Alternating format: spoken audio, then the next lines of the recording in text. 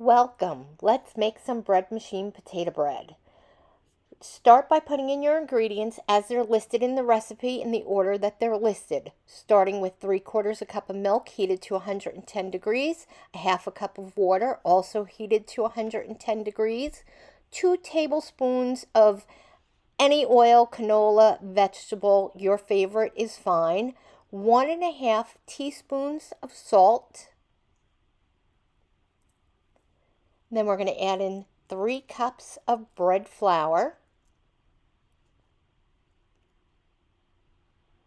Here's the fun part. We're adding in a half a cup of instant potato flakes, 1 tablespoon of sugar, and 2 teaspoons of active dry yeast or bread machine yeast.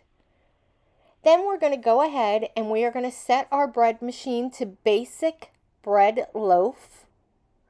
I'm setting it for 1.5 pounds, and you want the color to be on light. And then just hit start, and we're going to let it do its thing. There it goes.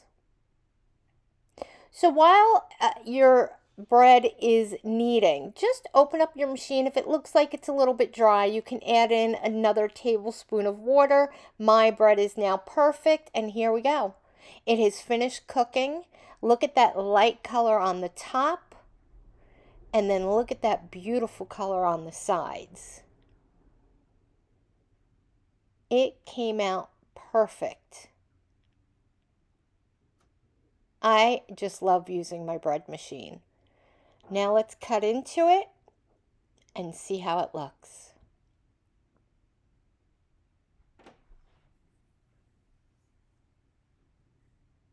There is nothing better than warm, homemade, fresh bread. And here we are. Absolutely beautiful. Enjoy, everybody, and come back and see me again.